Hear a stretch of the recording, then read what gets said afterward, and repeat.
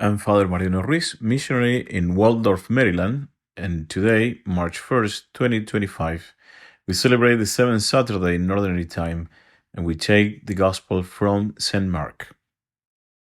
People were bringing children to Jesus that he may touch them, but the disciples rebuked them.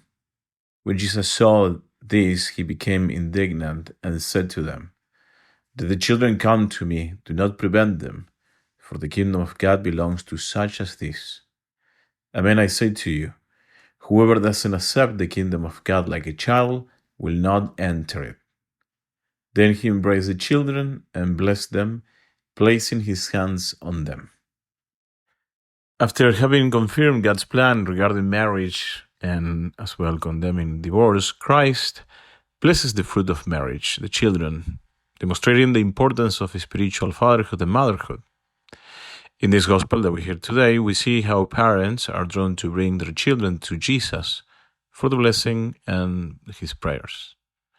Throughout the gospels, we hear of people bringing their children to our Lord for healing, but in this instance, it seems that the people were bringing their children to Jesus to be with him, but also to receive his blessings.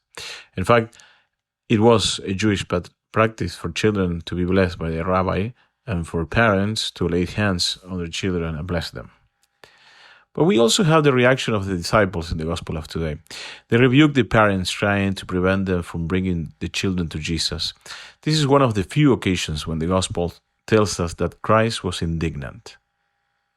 What provoked his displeasure was the intolerance of the disciples. They thought that those people who brought children to Jesus were wasting the time of the Lord and others. Christ had more serious things to do than to deal with little children. The disciples maybe had good intentions, but they applied the wrong criteria.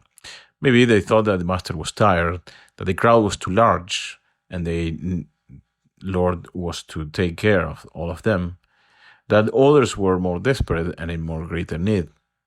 Maybe all those things were true, but most likely the disciples were probably insensitive, thinking that the children were of lesser degree of importance. They have forgotten that Christ had recently taught them that to receive a child is to receive him. In other words, what Jesus had told them a short time ago had not reached them. Whoever receives one such child in my name receives me, and whoever receives me receives not me, but him who sent me. Our Lord also stresses that a Christian must become like a child to enter the kingdom of heaven. Finally, our Lord commands them to bring the children to him. Recalling his life with the Father in heaven, Christ sees in children the spiritual qualities of those in heaven: joy, poverty, simplicity, humility, obedience, innocence, dependence, total trust in a loving and providential Father. In addition to children being blessed by the hands of God, Christ also demonstrates the spiritual fatherhood to which all priests and all men are called. Men are to protect and provide for and bring children to Jesus. As Christ blesses marriages, Christ blessed the fruits of marriages, laying his hands on the children, blessing them supernaturally.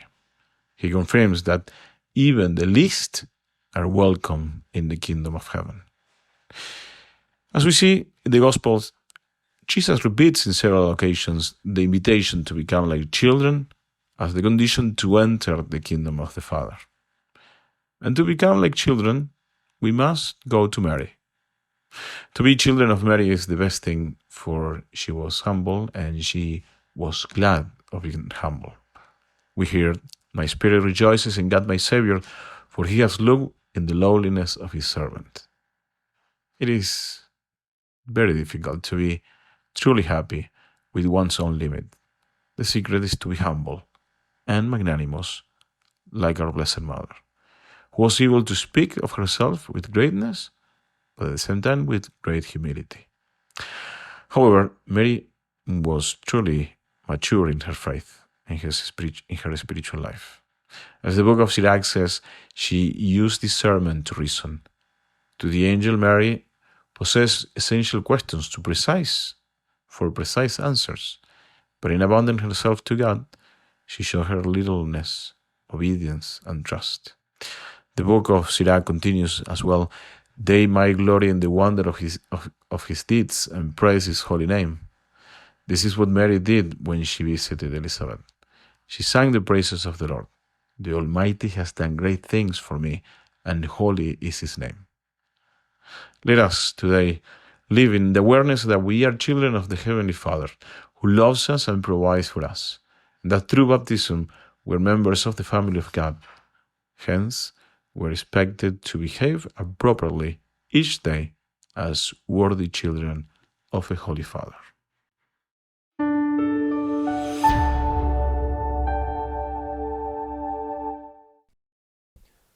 If you found this video fruitful, please feel free to share it with a friend or family member.